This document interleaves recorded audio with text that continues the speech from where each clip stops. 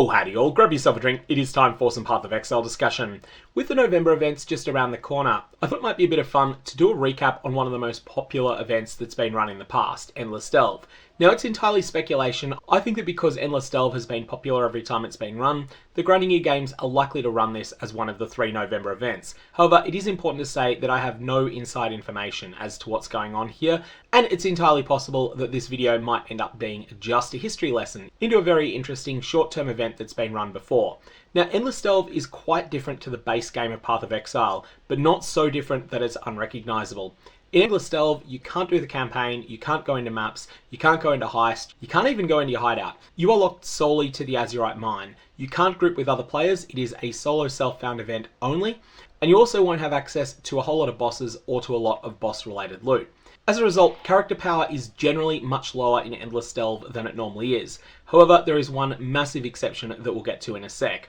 Now, if you're interested in all the details of how Endless Delve works, I'll put a link to the Path of Exile wiki page down below so that you can read up on all of the key interactions.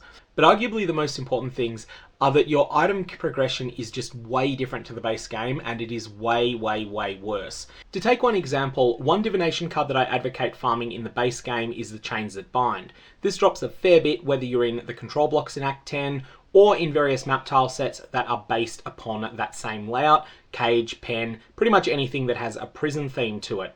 This divination card does exist in Endless Delve, but it's going to be much rarer. And the reason for that is that you can't target a particular tile set. The only way you're going to get this is from divination card rewards at the end of Delve nodes, and ones that are themed around armor. These do exist, you will occasionally see them, but they're just not all that common, and there's a number of other divination cards that you'll just get more copies of. For that reason, divination cards, whilst they do exist in Endless Delve, they generally aren't target farmable, especially for anything rarer. Things like the Spark and the Flame you can forget about farming in Endless Delve. There'll be the odd person who gets lucky and gets 2 copies of it, but for most people, it's going to be out of reach. On top of the changes to divination cards not being target farmable, you also will find that crafting currency in general is a bit rarer, and you won't have access to the crafting bench at all. For this reason, I generally consider Endless Delve to be somewhat of a halfway house between the base game with the Ruthless rule set turned off and the base game with the Ruthless rule set turned on. It's not as stingy on loot as Ruthless is, but it is definitely a halfway point to that. I also don't expect that to change, and that's because Endless Delve has been a very popular event every time it's been run, and I don't see Grinding Gear games overhauling something that's already somewhat of a community favourite. Now, you will have the same amount of skill points that a character would normally get through a Path of Exile campaign playthrough, except that you will be forced to choose to help Eramir, i.e. forced to kill all of the bandits. You'll also get all of your Ascendancy points, and you'll get them at character levels that are reasonably commensurate with when most players would do the Labyrinth. Very importantly, the Katava penalties will kick in the instant you hit levels 40 and then level 70. This is really important, especially if you elect to play on hardcore difficulty, because this will instantly lower your resistances, potentially in the middle of a combat. In the Delve Mines, the XP that's awarded for all of the monsters that spawn as part of an end of Delve encounter is awarded when you complete that encounter. And so if, for instance, you're doing the drop bear fight and that's when you ding 40, you'll be safe. You won't hit level 40 until after you've completed that drop bear fight. But if you get it from a random monster on your way to the end of a node, then you'll level instantly and you'll have to deal with that penalty instantly. The Endless Delve event is something that is generally a much lower character power event than the base game, but there is one major exception. And that is that when you start, you'll be given 5 different unique items. Which 5 you get depend on your base class, but if you want a specific one that's not available on your base class, you can always mule it across. The one of these that really matters is Ashes of the Sun. Ashes of the Sun is an Ignite stat stick. It has 3 important statistics for Ignite.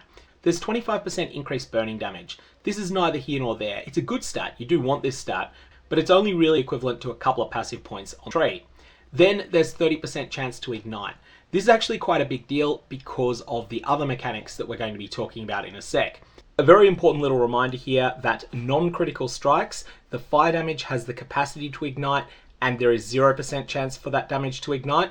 And if it's a critical strike, only the fire damage can ignite by default, but it has a 100% chance to ignite. So Ashes of the Sun's bonus only benefits you on non-critical strikes, but that's going to be really important when we start talking about corpse explosions, because giving corpse explosions critical strike chance is very difficult to do in Path of Exile. Finally, 500% increased ignite duration on enemies. This is the big one. This is essentially a 6 times more multiplier to the amount of damage that you do with ignites, albeit with no increase in damage per second. This is just total damage per instance of ignite inflicted. Now you might be thinking at this point, why do I care about that? I can just reapply my ignite. Well, the answer for this is corpse explosions. If you can make enemy corpses explode via any means, and one of the best ways to do this is with Infernal Cry, you will be able to inflict a staggeringly high damage ignite with Ashes of the Sun.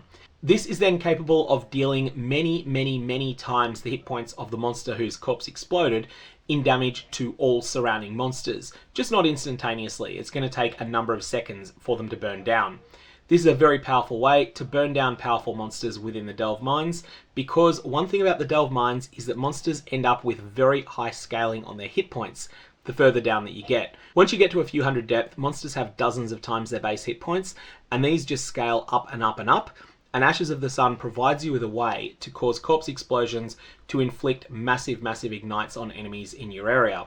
So that's the way that people have broken this in the past. Will Endless Delve run again in the 2023 November events, the way that it was there in the 2022, 2021 and 2020 end of year events? Will Ashes of the Sun be available in an unmodified form? We don't know. But if it does, especially if you go into the Endless Delve event with a competitive mindset, i.e. you want to be the first person to reach depth 800 or the first person to reach depth 1000, or whatever your particular goal might be, for literally every ascendancy in the 2022 version of Endless Delve, the person who got the deepest was using the Ashes of the Sun and Ignite combination. Now this combination is better if it is done on an Elementalist than it is on a lot of other ascendancies, but you can still force it to work with any different ascendancy that you want. Lastly, it's important to note that corpses that are created through the use of player skills like Desecrate will not gain the extra bonus that monsters get once you get deeper into the Delve Mines. Once you pass about depth 150 or 160, you'll be monster level 83, and the corpses that you summon with skills like Unearth and Desecrate will not gain any further hit points beyond that. This can still be a good way to get the first monster killed for an Ashes of the Sun chain reaction, but it's only going to be something that's going to kill the weaker monsters. To kill the tougher ones, you are going to need to corpse explode something that has all of those extra hit points that you get for being a monster that is born deep in the Delve Mines. Anyways, that's a quick recap of Endless Delve and how it was broken last time. If you've got any comments or questions, definitely fire away down below. Otherwise, I'm going to leave it there. May your Val Orbs have interesting results. And don't forget that you can always Val Ashes of the Sun, because if you want to get a new copy of Ashes of the Sun, all you'll need to do, assuming nothing has changed, is make a new character that is a Templar, a Marauder, or a Scion.